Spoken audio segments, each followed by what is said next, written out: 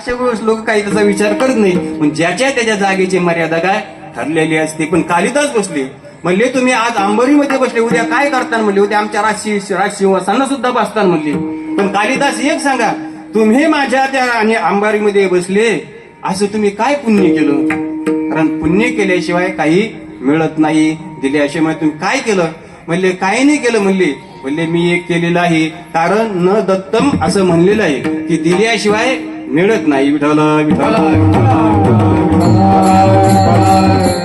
ना दत्तम उपतिष्ठते असं म्हणले हो, मी दिल्याशिवाय मला कशी काय अंबारी मिळत? काहीतरी दिलं. काय दिलं? म्हणले उपाहनमया दत्तम जीर्ण कर्ण विवर्जितम तत्पुण्येन गजारूढो ना दत्तम उपतिष्ठते. म्हणले मी दिलं. काय दिलं? उपाहनम, मी 2 चपला दिलेल्या आहे, 2 चपला दान दिल्या. बरं त्या का नव्या होत्या का? जीर्ण कर्ण विवर्जितम, जुन्या होत्या. म्हणले जीर्ण म्हणजे जुन्या होता, आणि कर्ण विवर्जितम त्या चपलाचा कान तुटलेला होता. काय तुटलेला होता? कान म्हणजे अंगठा तुटलेला होता. त्या चपला जुन्या होत्या, त्याचा अंगठा तुटलेला होता, आणि त्या चपला मी त्यांना दिल्या. आणि तत्पुण्यानं गाजे आरुडू, त्या पुण्याने मी कुठं बसलो? या हत्तीवर बसलेलो आहे. याच मला सांगायचं एवढं की दिल्याशिवाय मिळत नाही असा काय नियम आहे. म्हणून संतांना त्या ठिकाणी देण्याचा अधिकार आहे, काला वाटण्याचा त्यांना अधिकार आहे. आपल्याला काला वाटण्याचा अधिकार नाही, कारण तो अधिकार प्राप्त करून घ्यावा लागतो. संतांनी तो अधिकार प्राप्त करून घेतलेले आहे. पण तुकाराम महाराज तुम्हाला इतरांना काला वाटण्याचा अधिकार नाही, काहींना फक्त काला खाण्याचा अधिकार आहे. तुम्हाला तो वाटण्याचा अधिकार आहे. मग तुम्ही काला वाटण्याचा जो अधिकार आहे तो अधिकार तुम्ही संपन्न केला, तर कशामुळे तो तुम्हाला अधिकार प्राप्त झाला? त्याचं उत्तर महाराज पहिल्या चरणामध्ये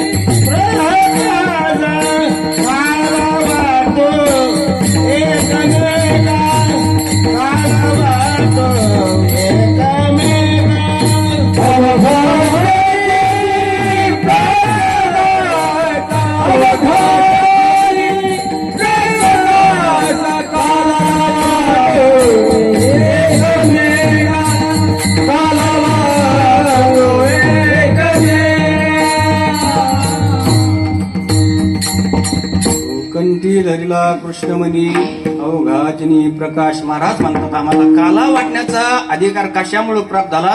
आम्ही कंठामध्ये कृष्णमणी धारण केलेला आहे. कर्माने हा अधिकार प्राप्त होत नाही, योगाने हा अधिकार प्राप्त होत नाही, ज्ञानाने हा अधिकार प्राप्त होत नाही, पण नामस्मरणाने तिहीचे फळ नामस्मरणाने प्राप्त होतात. बरं का, नामस्मरण केलं तर जे योगाचं, कर्माचं, ज्ञानाचं जे फळ आहे ते मात्र नामस्मरणाने प्राप्त होत असतं, आहे की नाही? कर्माचं फळ अंतःकरण शुद्धी होणं ते नामस्मरणाने होते, आहे की नाही? सप्रेम सद्भावे संपूर्ण नित्यकरिता नामस्मरण उठती पालटती आपण तेही लक्षण आई कराया नामासरीचा सारी रेघे उद्या माधारी तेने धाकी अभ्यंतरी होऊ लागे पुढे हृदय शुद्धी. हे कर्माचं काय फळ आहे. हा ज्ञानाचं फळ काय? तिकडे तिकडे परमात्म्याची अनुभूती येणं हे ज्ञानाचं फळ आहे. ते फळ नामस्मरणाने अवघाजनी प्रकाश, जिकडे तिकडे परमात्म्याची अनुभूती. किंवा कर्माचं फळ कोणतं आहे? ब्रह्मादिक देव प्राप्त होणं हे सुद्धा कर्माचं फळ मांडलेलं आहे. शतकी जन्मा जन्मुनी ब्रह्मकर्मा करी तोचे ब्रह्मा आणून कर्माचं फळ वाकुल्या ब्रह्माधिका. त्यांना उत्तम लोकांना वाटलं योगाचं फळ आहे. त्या ठिकाणी मुंगीतल्या मनातलं कळणं, स्वर्गात काय चालणं ते बलवान योगी असतो, पण गाढावीर तो असतो. पण त्याच्यापेक्षा महाराज म्हणतात आम्ही कसे, आणि त्या जे गाढीवीर त्याच्यामध्ये आम्ही बलवान आहे. म्हणजे योगाचं फळ सुद्धा किंवा असे लक्षणीय योगी पाहती आवाज तो दिशा माझ दृष्टी पुढे असं तुकाराम महाराजांनी वर्णन केलंय. महाराज म्हणतात आम्ही कंठामध्ये कृष्णमणी धरला. याचा वाच्यार्थ घातला आपण की सारखं मना वाचने कृष्ण कृष्ण कृष्ण कृष्ण असं म्हणत राहणं, आहे की नाही? नामच देवाचं नाव उच्चारणं वेगळं आणि ते नाम कंठामध्ये राहणं वेगळं बरं का. कंठामध्ये राहणं म्हणजे सहचिंतन होणं त्याला कंठामध्ये नाम राहणं असं म्हणतात. म्हणून आम्ही ते कृष्ण नाम कंठामध्ये धारण केलं. अर्थात रात्रंदिवस त्या कृष्ण नामाचा आम्ही काय करतो, उच्चार करतो. हा एक त्याचा अर्थ आहे. दुसरा असा आहे, कंठामध्ये कृष्ण नाम धारण करणं म्हणजे काय. महाराजांचा दुसरा अभंग, कंठी कृष्णमणी नाही अशुभ ते वाणी. आपले आणि वाणी अशुभ नसणं याला काय म्हणतात, कंठामध्ये कृष्णमणी राहणं. अशुभ म्हणजे काय, खोटं न बोलणं, हे काय अशुभ वाणी आहे. शिव्या देणं हे अशुभ वाणी आहे. खोटं बोलणं हे अशुभ वाणी आहे. दुसऱ्याला टोचून बोलणं ही काय अशुभ वाणी आहे. ती वाणी आमच्या आणि जीवनामध्ये राहिलेली नाही. कशामुळं, आम्ही कंठामध्ये कृष्णमणी धारण केले. आमचं बोलणं काय साच आणि मवाळ मिथले परिरसा शब्द जैसे कल्लोळ अमृताची अशी आमची भाषा आहे. कशामुळं, तर आम्ही कंठामध्ये कृष्णमणी धारण केला. ज्याच्या कंठामध्ये कृष्णमणी आहे त्याची अशी अवस्था होत असते. विठ्ठल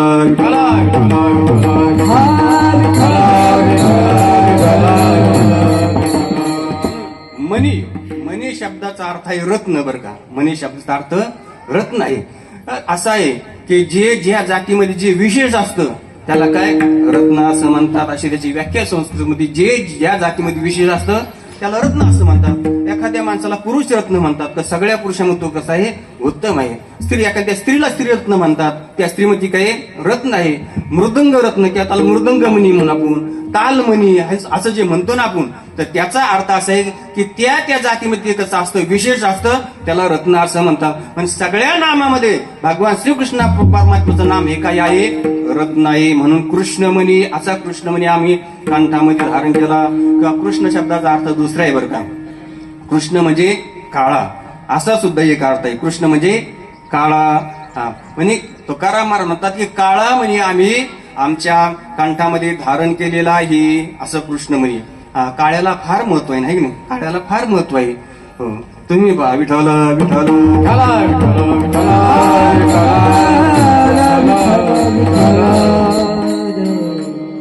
एखाद्या माणसाला आजार झाला, एखाद्या माणसाला आजार, त्या आजारातून वाचला तर त्याच्या हातात कोणते मणी बांधतात, काळेच बांधतात ना.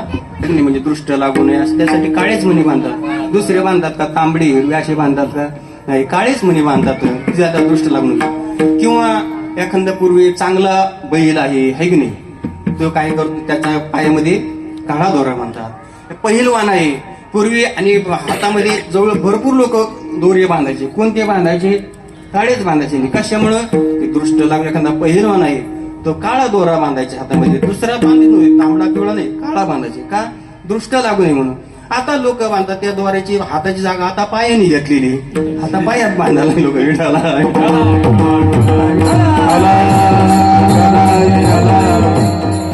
फॅशन निघाली पुढे चालून. जर नाकाला गुंडाळायची फॅशन निघाली, लोक नाकाला गुंडाळते द्वार, काही सांगता येत नाही. म्हणजे काळा दोरा का बांधतात, तो दृष्ट लागत नाही म्हणून काळ्याला फार महत्व आहे बरं का. जसं माता माऊलीचं लग्न झालं, लग्न झाल्यानंतर बाकीचे अलंकार असू नाही तर नसू, पण ती काळी पोत मात्र महत्वाची आहे. नाही तर बाकीचे किती जरी आणि अलंकार गळ्यामध्ये असले तरी त्या काळी पोत नसली त्याला काही महत्व आहे का, नाही. कोणता यगदानी असू द्या, कोणती असू द्या, ते कोणता हार म्हणतात, तो हार असू द्या, चप्पल हार आहे की नाही. त्याला खरं नाव त्याचं चपळ हार आहे बरं का. खरं काय त्याचं नाव चपळ हार आहे. पण चप्पल हार का पडलं, ती एक बाईने माग लागली, मला ते हार आणा, मला ते चपळ हार आणा, ते नाव काही आहे का नाही. आणि मग आणलं तिने. आणि मग त्या बाईनं पाहिलं, म्हणजे बाई याला कोणता हार म्हणतात, म्हणजे याला चपळ हार म्हणतात का, ती नाही याला चप्पल हार म्हणतात म्हणते. कोणता, चप्पल हार. त्या चप्पलचं चपळ झालं ते बरं का. पुढं तर घरात चप्पल म्हणजे कसं काय, म्हणजे हे जर हार मिळाला ना बाई, फुकट घेतला मिळाला नाही म्हणजे कसं, जेव्हा हातात चप्पल घेतली तर नवरीने हार आणला म्हणजे.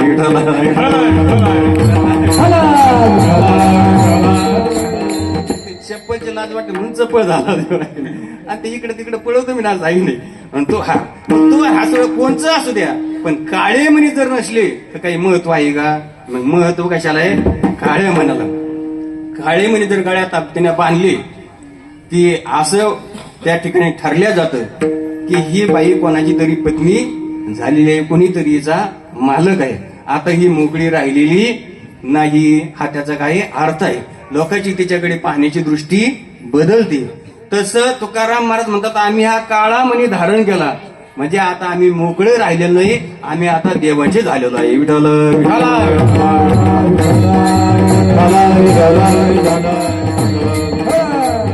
आता आम्हाला आमच्याकडं आणि यमाला पाण्याची ताकद राहिलेली नाही. आता आम्हाला पाहून दड दड दड दड दुड दुड दुड दुड पळ सुटला कळी काळा बापुडी अरे का आम्ही तो काळा मणी धारण केला. कोणाच्या नावाने?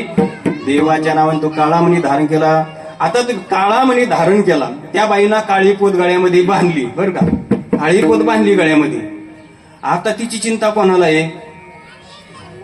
तिची चिंता कोणाला आहे? नवऱ्याला. पहिल्यांची चिंता बापाला होती. आता त्या बाईला त्या ठिकाणी आजारी पडली तर तिने ही जबाबदारी कोणाकडे? नवऱ्याकडे की नाही. तिला खायला प्यायला नसली ती जबाबदारी कोणाकडे? नवऱ्याकडे. तिला कपडे रत्ते नसले ती जबाबदारी कोणाकडे? नवरा. भला ते नवरा तिच्या बापाकडून काढून देत नाही, तो भाग वेगळा, पण जबाबदारी कोणाची? नवरीच जबाबदारी. तसं तुकाराम म्हणत आम्ही आता काळा मणी त्या ठिकाणी कंठामध्ये धारण केला, आता मला चिंता करण्याची गरज राही नाही. आवडीने भावी हरिनाम घेसे, आवडीने भावे हरिनाम घेसे सर्व तुझे आकाशे सर्व आवडीने भावे हरिनाम घेसे तुझे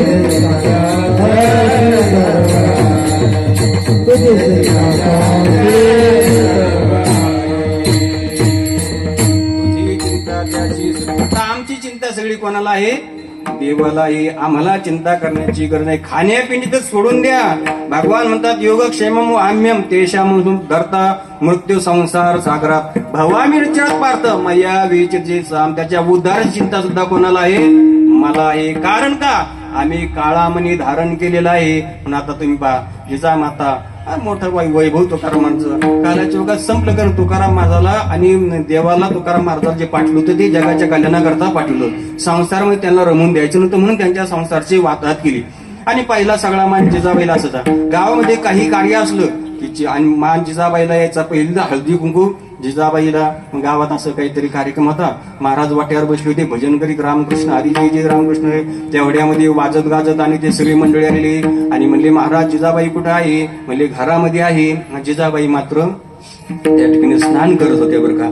आणि त्याच्या अगोदर काय झालं, तुकाराम महाराजांनी जिजाबाईला उपदेश करून सगळं दान करायला लावलं. द्वादशीचा पर्व काळ सोमवार सगळं दान केलं. महाराज भजन करत एकच लुगडं अंगावर ते जिजाबाईने त्या ठिकाणी काढून ठेवलं. काहीतरी फाटकं लुगडं काही नसले, आंघोळ केली आणि वरंडीवर ते लुगडं ठेवून दिलं. तेवढ्यामध्ये रुक्मिणी मातेने आणि एका माथेचं रूप धारण केलं आणि म्हणले तुकाराम महाराज म्हणले काय मला कपडेच नाही. हे पाय सगळ्या लुगड्याला गाठी गाठी झाल्या. म्हणले तुम्ही काल खूप दान केलं, तुम्ही उदारात मला काहीतरी द्या. म्हणले तुकाराम महाराज म्हणले तर घरामध्ये काहीच राहिलं नाही. पण आता जे आवली आंघोळ करीत आहे तुकाराम महाराज हळूच गेले आणि ते लुगडं उडून घेतलं आणि त्या माथरीला दिलं. ती माथरी तुकाराम तुमचं कल्याण असं म्हणले. कल्याण गपचूप जाय म्हणले. आता मी तर आपल्या दोघांची भिवून देऊन म्हणले. काय म्हणले गपचूप आता थांबू नको येतं. गेली म्हातारी. जिजाबाईने आंघोळ केलं, काहीच नाही. तेवढ्यामध्ये ही सगळी मंडळी आणि हळदी कुंकू घेऊन आलेली. काय करावं काय करू? जिजामाता तशाच गेल्या. देवा काय करावं आता? जाऊन तशाच कणगीमध्ये लपल्या. कणगीमध्ये म्हणले महाराज जिजाबाई म्हणले घरामध्ये आहे. गेले घरामध्ये पाहिलं इकडे कुठं दिसत नाही. म्हणले महाराज कुठं बाहेर गेल्या? नाही नाही म्हणले मी इथंच बसलं, बाहेर गेले नाही. म्हणले आता आंघोळ करीत होती. म्हणले म्हणले पहा इकडे तेवढं कोपऱ्यात असं. म्हणले पहा म्हणले कोपऱ्यात नाही. म्हणले महाराज नाही. म्हणले मग तुम्ही काय करा कणगीमध्ये पहा. कुठं पहा? कणगीमध्ये पहा. आता जिजाबाईच्या अंगावर कपडे नाही महाराज.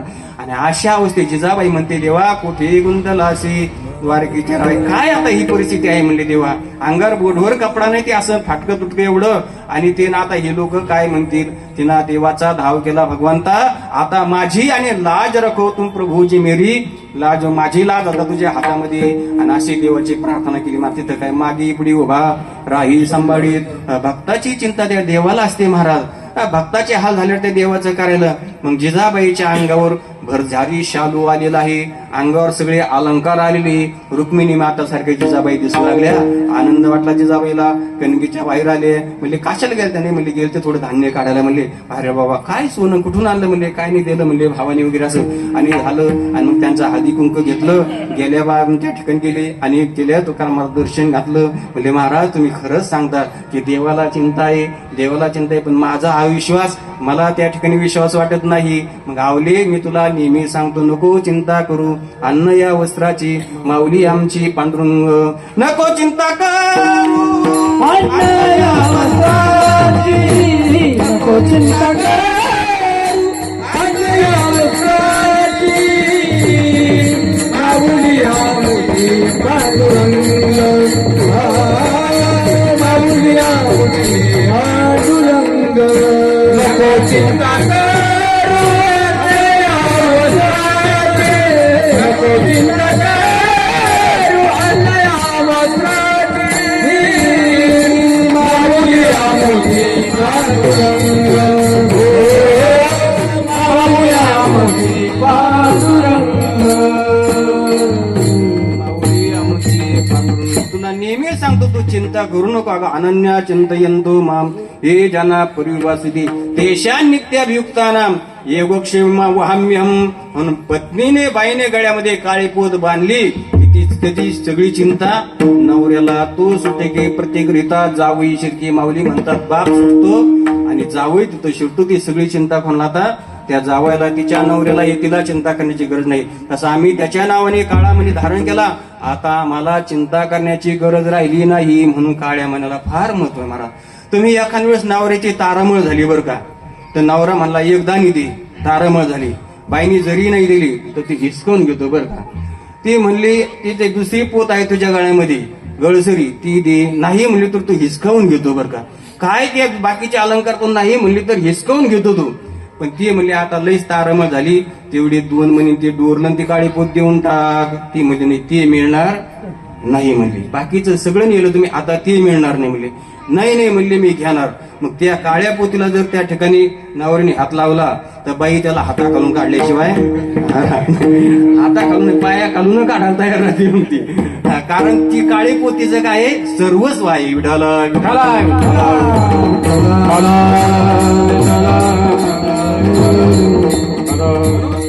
काळी कृष्णमणी धारण केला की आपलं सर्वस्व कोण झाला? भगवान परमात्मा झालेला आहे. धन गरीब पांडुरंग तोच, तेच आमचं धन आहे, तेच आमचं सगळं आहे असं म्हणजे कंठी धरला कृष्णमणी. आणि दुसरं त्या काळ्या पोतीचा अधिकार एवढा आहे महाराज, फार त्या काळ्या पोतीचा अधिकार आहे बरं का. आता तुम्हाला मी विचारतो, काम सांगणारा नोकर असतो का कामाला ऐकणारा नोकर असतो? काम सांगणारा नोकर असतो का ऐकणारा नोकर असतो? ऐकणारा नोकर असतो. आणि सांगणारा मला आहे की नाही व्यवहारात बरोबर आहे की नाही? सांगणारा मालक आणि ऐकणारा नोकर, बरोबर आहे. मग आता तुम्ही आता समजे सगळे माणसं कोण कोणाला सांगतं साखर आणा, डाळ आणा, तेल आणा, गहू आणा?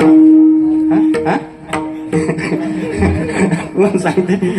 त्या सांगता तुम्हाला, तुम्ही सांगता त्यांना, त्या सांगता तुम्हाला हे नाही आणा, ते नाही आणा, ते नाही आणा. मग आपलं काय ठरलं? सांगणारा कोण असतो आणि ऐकणारा नोकर. मग हा अधिकार कशामुळे झाला? काळ्या पोतीमुळे. विठाला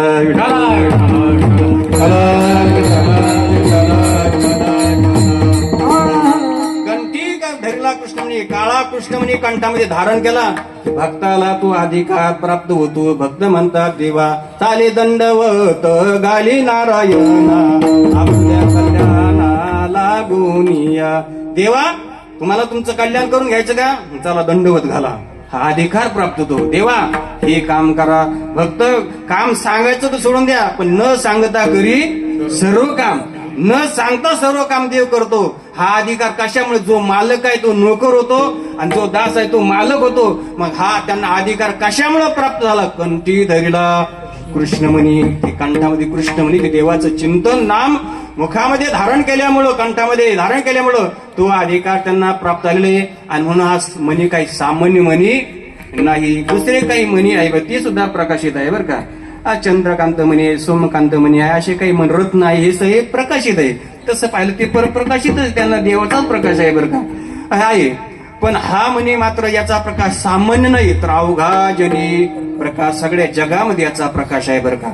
आणि बाकीच्या मण्यापेक्षा हा मणी काय वेगळ्या मण्याचे प्रकार आहे. काचाचे मणी आपले, तुळशीचे मणी, अशा अनेक मणी. पुन्हा एक म्हणे कंठी कौस्तुभ मणी, विरा कौस्तुभ मणी आहे. तर सत्यभामाच्या वडिलाकडे एक मणी होता 17 तकड. कोणता मणी होता तो? विठाला विठाला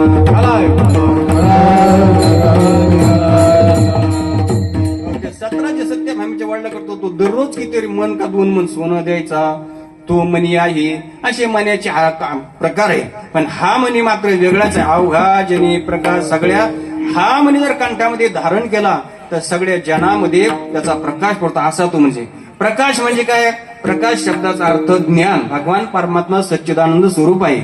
आणि मग जिकडं तिकडं त्यांना ते भगवान परमात्म्याची अनुभूती येते. विठ्ठल जळी स्थळी भरला, रीता ठाव नाही उरला, आजम्या दृष्टीने पाहिला विठ्ठली जिकडे तिकडे परमात्म्याची अनुभूती. ते संताला विचारा अवघेची त्रैलोक्य आनंदाची आता चरणी जगन्नाथा चित्त ठेले संत महात्म्यांना सगळ्याकडे आणि तो परमात्मा दिसतो. कहा पगडारो देखे आणि देखे तो सबू वहिनी घेरा. ती वेळ होत आलेली म्हणून अवघा जनी प्रकाश जिकडे तिकडे त्या आणि त्याचा प्रकाश आहे. आणि म्हणून महाराज म्हणतात आम्हाला जो काला वाटण्याचा अधिकार प्राप्त झाला त्याचं कारण ही साधना आम्ही आमच्या जीवनामध्ये केली, कंठामध्ये कृष्णमणी धारण केला आणि म्हणून आम्हाला तो अधिकार प्राप्त झाला. पण हा त्या ठिकाणी काला आम्ही कोणाला वाटणार हे दुसरे काला वाटू एकमेका, काला वाटू एकमेका, काला वाटू एकमेका, काला वाटू एकमेका, वाटू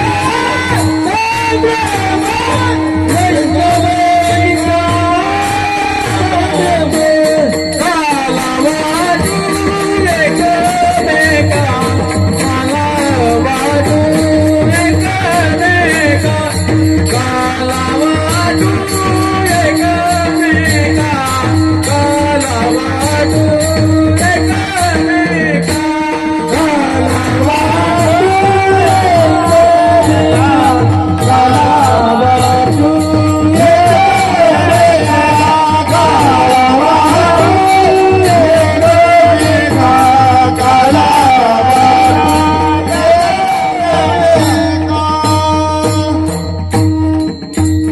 काला वाटू एकमेका किंवा एकमेका देऊमुखी सुखे घालू उंबरी आम्ही काला. इतरांसारखा आमचं आम्हीच खाणार नाही, हे सगळ्यांना मी देणार आहे म्हणून एकमेकाला काला वाटू. पण कोणाला वाटू? वैष्णव निका संभ्रम. जो संभ्रम म्हणजे उत्साहाने हिरारीने मोठ्या आनंदाने तो आम्ही काला वाटू. पण कोणाला वाटू? निका वैष्णव जे शुद्ध वैष्णव त्याला आम्ही काला वाटू. नुसती माळ घातली म्हणजे वैष्णव होतो का? नाही. मग वैष्णव कोणाला म्हणत? गंध लावले म्हणजे वैष्णव झाला का? नाही. तर वैष्णव तो जया अवघी देवावरी माया नाही अनेक प्रमाण तन धन तृणजन. त्याचा एकच विषय तो त्यांचा झाला नारायण. नावडे जन धन माता पिता, नावडे जन धन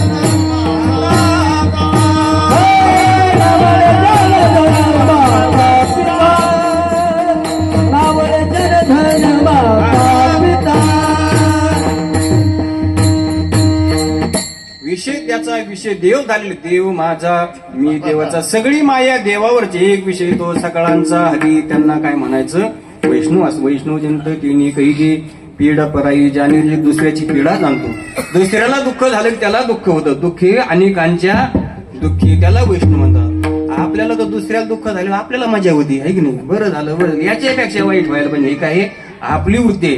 पण तो सांगताच नाही. दुःखवे अनेकाच्या दुःखी आणि तुका म्हणे सुख पराविया सुखे अमृत हे मुखे. सर्व दुसऱ्याला सुख झालं हा आनंद आहे, दुसऱ्याला दुःख झालं याला दुःख आहे. हे संतांचं काय जीवन आहे.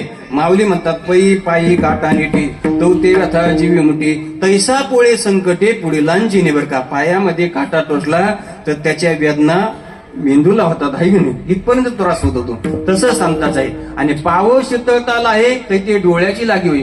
पायाला थंड त्या ठिकाणी तेल वगैरे चोळलं, काही थंड केलं तर त्याचा परिणाम डोळ्याला होत असतो, डोळ्याला आनंद होत असतो, डोळ्याला सुख होत असतो. तसं संत महात्म्याचं जीवन आहे. दुसऱ्याच्या दुःखात दुःखी, दुसऱ्याच्या सुखामध्ये सुखी, त्याला काय म्हणतात, वैष्णव असं म्हणतात. अशा वैष्णवाला आम्ही हा काला वाटू.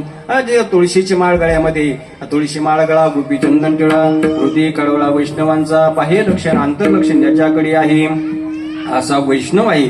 त्या वैष्णवाला सुद्धा त्या वैष्णवाला आम्ही त्या ठिकाणी काला वाटण्याचा अधिकार त्याला सुद्धा नाही बर का. वैष्णव आणि दुसरा वैष्णव मुक्त, त्याला सुद्धा काला वाटण्याचा अधिकार नाही. तो वैष्णव होता पण आता मुक्त झाला. ह्या जन्म मरणाच्या भीतीने तो मुक्त झाला, त्याला जन्म घेण्याची इच्छा राहिलेली नाही, त्याला सुद्धा काला वाटायचा अधिकार नाही. आणि मग कोणाला, तर जो वैष्णव मुक्त आणि भक्त, जो वैष्णव आहे, जो मुक्त आहे आणि मुक्त असून तो कसा आहे, भक्त आहे. म्हणजे ज्ञान गिळून गावा गोविंद गा. वैष्णव आहे, नुसता वैष्णवच असून चालत नाही, तो मुक्त आहे आणि मुक्त असून तो कसा आहे, भक्त आहे. ज्याच्याकडे ज्ञानोत्तर भक्ती आहे. मी परमात्मा असं कळून सुद्धा मिळून मिळत असे समुद्री गंगा जळजळी माऊली म्हणतात, गंगा समुद्रात जाऊन मिळते तरी वाहनं थांबत नाही. तसं ज्याला परमात्म्याची अनुभूती आलेली आहे आणि मी ती भक्ती सुखा लागी आपणची दोही भागी वाटून या अंगी सेवकी बाणी, अशी ज्याची अवस्था आहे, शिव भूतवा शिवम यजेत, अशी ज्याची अवस्था आहे त्याला काला वाटण्याचा अधिकार आहे. आणि अशाच वैष्णवाला आम्ही काय करू, काला वाटू. दुसऱ्याला कोणाला देणार नाही. कोणी एकाने गावामध्ये एखादा श्रीमंत असू द्या, पदाधिकार असू द्या, देशाचा त्या ठिकाणी आणि जगाचा आणि मेन असू द्या, त्याला आम्ही काला देणार नाही. अहो नव्हे एवढ्यालाच नाही तर ब्रह्मादिकाला सुद्धा आम्ही काला देणार नाही, असं तिसऱ्या चरणामध्ये सांगतात. वाकोनिया ब्रह्मादिका, वाकोनिया ब्रह्मादिका, वाकोनिया ब्रह्मादिका, वाकोनिया ब्रह्मादिका, वाकोनिया ब्रह्मादिका, वाकुलिया ब्रह्मादिका, वाकुलिया ब्रह्मादिका, वाकुलिया ब्रह्मादिका, वाकुलिया ब्रह्मादिका, उत्तम लोक दाखवू, उत्तम लोक दाखवू, उत्तम लोक दाखवू, काला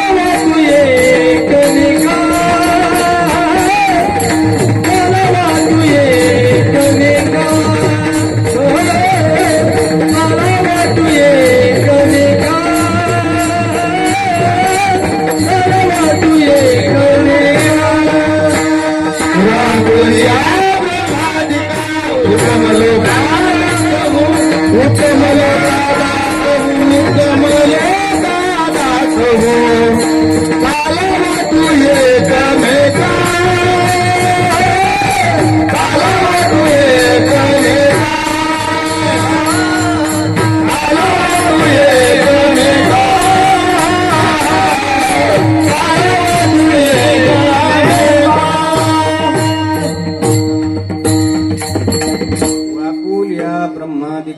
उत्तम लोका दाखवू, उत्तम लोका ब्रह्मादिका, वाकुलिया दाखवू, त्यांना आम्ही वाकल्या दाखवू.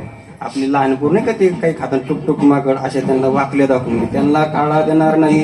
आता ब्रह्मदिका सामान्य का जगाची उत्पत्ती अखंड घडितो मडकेरी, जगाची उत्पत्ती करणारे ब्रह्मदेव एवढे मोठे, पण त्यांना सुद्धा आम्ही हा काला देणार नाही, आहे की नाही. काला अतिश्रेष्ठ आहे. आजीव सामरावती काला पाहावी ती तेव्हा काल्याची अशी देवजळी झाली मासी, देवाने त्यांना तो काला मिळू दिला नाही. काला खाण्याकरता गोपाळ लागवतो, गोपाळांना काला मिळतो, इतरांना नाही. ज्यांनी आपल्या इंद्रियाचे ताब्यात घेतलेले त्यांना काला, ब्रह्मादिकाला काला, ब्रह्मादेवाने काला खाण्याचा प्रयत्न केला, तो बपुडी त्याची आपली वेळ होत आली, आपल्या चरित्र पाहिजे पुढं. म्हणून त्यांना सुद्धा काला नाही, आम्ही त्यांना वाकल्या दाखवणार. वाकल्या दाखवणं म्हणजे कसे, त्यांना हिनवणं, हे की नाही, हिनवणं, त्यांना आपल्या भाषेमध्ये हिनवणं. काही काही लोकांना मिळवलं महाराज, काही काही मुलाला काही खायला देतो ना ते आपले स्वतः खातात बरं का, खातात. काही काही मुलं असे ज्यांना खायलेलं ते दुसऱ्या मुलाला देतात आणि आपण खातात, दुसऱ्या आपण खातात. काही काही आपल्यालाच खातात. काही काही मुलाला खायला दिलं तर ते दुसऱ्याला देत नाही, स्वतःच खातात, पण सोयीना खात नाही. काय सोयीना खात नाही. मी सांगून गेलो ना, त्याला काही खायला दिलं तर ते लहान पोरात जाणार आणि त्याला काय करणार, वाकल्या दाखविणार त्याला आणि एक हात बसणार आहे की नाही. म्हणजे स्वतः काय नाही, दुसऱ्याला काय करायचं, वाकले दाखवायचं की बाबा तुला, मला मिळलं तुला आहे का, मला मिळलं तुला आहे का, तुला हे मिळत नाही असं हिनवणं, त्याला काय म्हणतात, वाकुलिया ब्रह्मादिका हिनवित जाते आहे की नाही, असं हिनविणं. काही समजा चांगलं खाणं, चांगलं देणं वगैरे हे काय दुसऱ्याला हिनविन आहे. आमच्याकडे असं आहे, तुमच्याकडे असं आहे का. आम्ही काला खातो भगवंताचं आणि प्रेम आम्ही त्याचा आस्वाद येतो. तुम्ही ब्रह्मदेव आहे पण तुम्हाला आहे का असं म्हणून हिनवायचं, त्याला हिनविणं असं म्हणतात. जसं आमच्याकडे काही लोक दर्शन येतात लग्न झाल्यावर, महाराजाकडे येतात, आमच्याकडे येतात दर्शन, लग्न झाले की लोक येतात दर्शनाला. आम्ही म्हणतो तिकडं बाहेरच दर्शन घ्यायचं निवृत्तनाथ महाराज, आमच्याकडे कशाला येतात तुम्ही दर्शनाला. नाही म्हणले, महाराज तुमच्याकडे मुद्दाम आलो म्हणले कसं काय मुद्दाम आले. ते म्हणजे तुम्ही कीर्तन करता, सगळं करता, पण हे जमलं का म्हणजे तुम्हाला आमच्यासारखं. तुम्ही सगळं करता म्हणजे हे तुम्हाला जमलं नाही म्हणजे, जे तुम्हाला जमलं आम्हाला कीर्तन येत नाही, भागवत येत नाही, पण जे तुम्हाला जमलं नाही ते आम्ही करून दाखवलं, याला हिनवणं म्हणतात.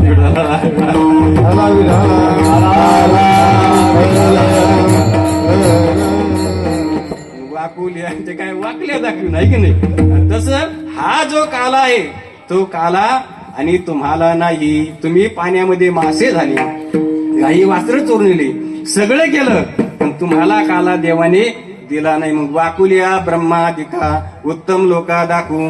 महाराज तुम्ही आणि ब्रह्मादिकाला काला देणार नाही. मग ते ब्रह्मादिक आहे, त्यांच्या हातामध्ये जगाचं उत्पत्तीचं, सामान्य एखादा माणूस असला तर तो सुद्धा त्रास देतो म्हणली.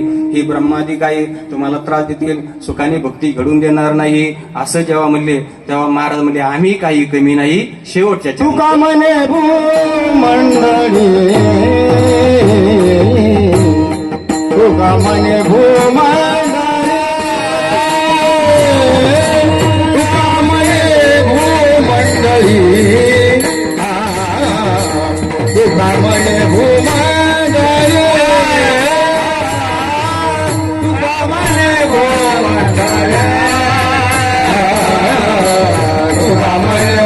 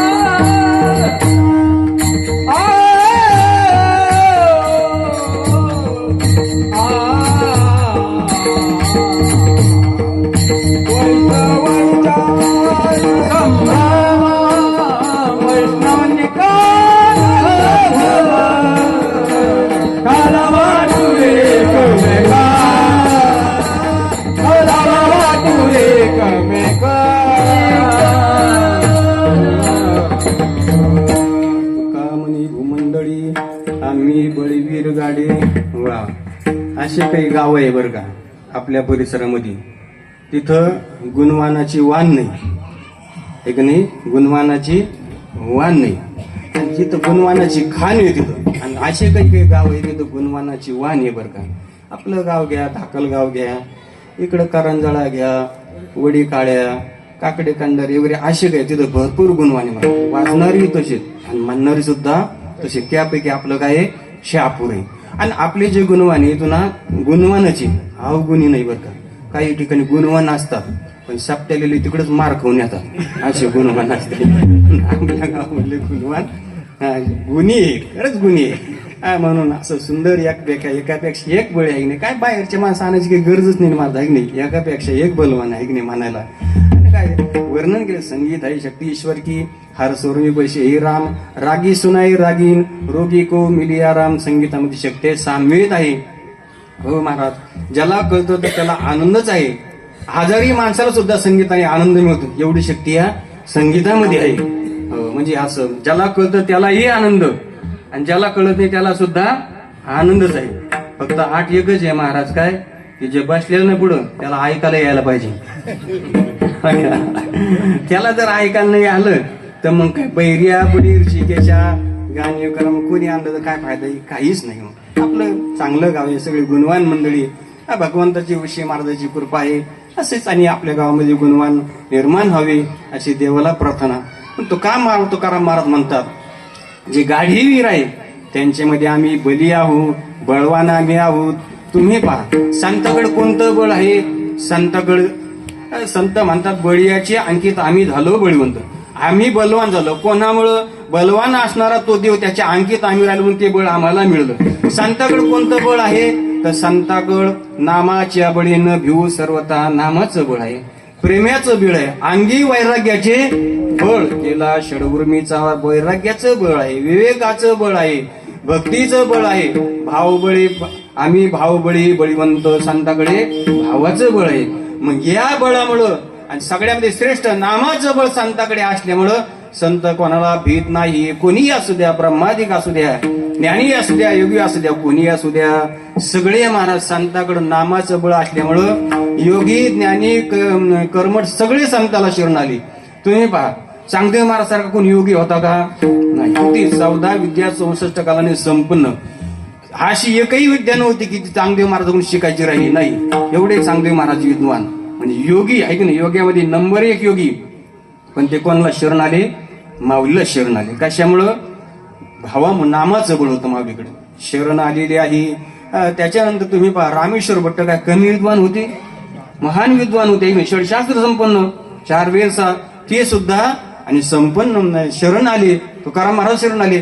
चिंतामण देवा रामेश्वर भट्टासारखा कर्मठ ब्राह्मण नव्हता आणि विद्वान ब्राह्मण सुद्धा नव्हता. इतके ते विद्वान होते आणि कर्मठ सुद्धा तसेच होते. असे सुद्धा तुकाराम महाराजला शरण आले. मग संताकडे काय होतं? त्यांच्याकडे भावाचं, प्रेमाचं, वैराग्याचं, नामाचं बळ होतं. आणि महाराज म्हणतात कोणी किती जरी असले तरी आम्ही भूमंडळी बळीवीर गाडे, आम्ही असे भले तरी देऊ गांडीची लंगोटी, अनाथ आलं तर आम्ही आज देऊन टाकू, नाहीतर नाठाळाचे काठी माथा मारू असं म्हणलेले. आम्ही जशाला तशी आहे. पण महाराज म्हणतात तुका म्हणे भूमंडळी आम्ही बळीवीर गाडी, काला वाटू एकमेका वैष्णवनिका संभ्रम विठोबा रखुमाई.